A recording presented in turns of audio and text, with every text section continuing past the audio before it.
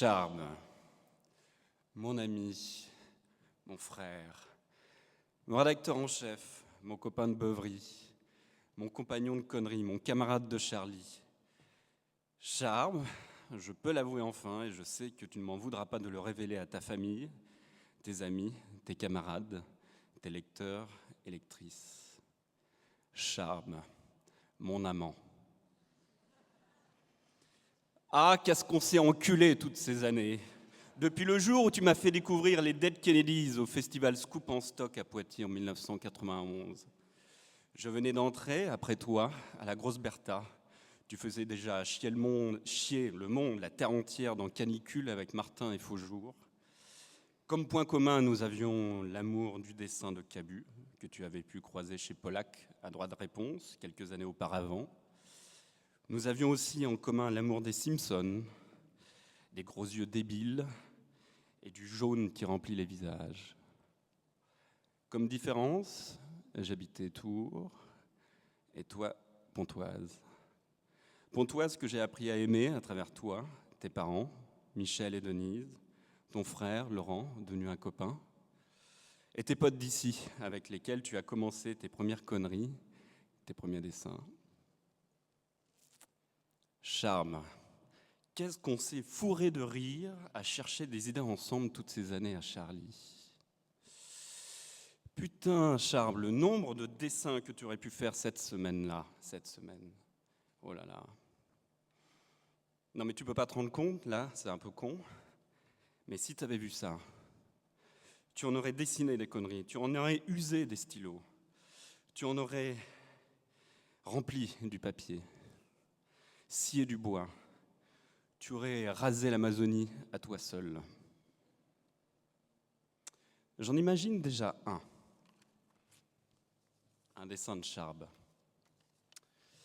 Je vois Mahmoud Abbas et Netanyahou manifestant ensemble le 11 janvier à Paris suite aux divers attentats terroristes qui ont fait 17 morts entre le 7 et le 8 janvier et dont tu fais partie. Oui, Charb, sans déconner, je te jure, ils étaient derrière nous. Nous, l'équipe de Charlie actuelle, est passée alors qu'on manifestait bandeau Charlie Hebdo dans les cheveux, sur le front ou en brassière. Non mais tu te rends compte, Charb, Mahmoud Abbas et Netanyahou côte à côte. Ça vaut toutes les colombes de la paix du monde. Toutes les colombes de la paix du monde. Oui, Charb, je les vois dans ton dessin. Mahmoud Abbas et Netanyahou, dessinés par toi. Ils penseraient se tenir par la main, l'un à gauche, l'autre à droite, mais dans ton dessin, Mahmoud Abbas et Netanyahou ne tiendraient pas leurs mains, mais ils tiendraient la bite à Sarkozy.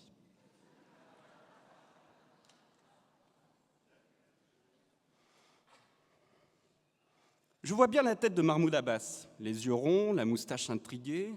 Tu lui aurais fait une tête d'épicier sympathique, toi le pro-palestinien que tu étais, même si tu étais plutôt Fatah que Hamas.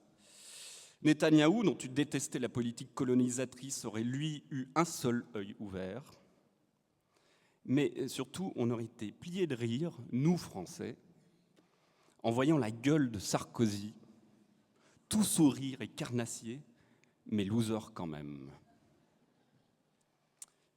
Charb, je crois que pendant cette semaine, tu aurais aussi dessiné tous ces amours impossibles nés de cette manif incroyable. Et très certainement, tu aurais dessiné une fémène, paniquée pour une fois, poursuivie par une Frigide Barjot qui porterait une pancarte « Je suis Charlie » et voudrait absolument lui rouler une pelle. J'imagine la gueule que tu aurais faite à Frigide Barjot et je me marre. Et je suis sûr que Francky, ton officier de sécurité, et Michel Renaud, qui était à la réunion aussi, se seraient marrés aussi.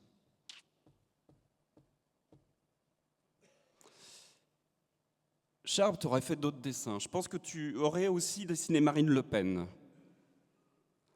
Une grosse gueule de Marine Le Pen. Avec un tout petit panneau. Je suis Charlie. Sous le nez. Comme ça.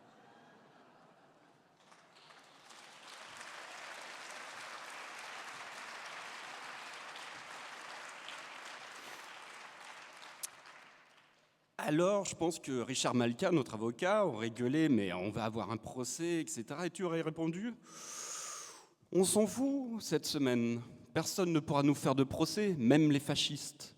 Profitons-en. » Et tu aurais eu raison.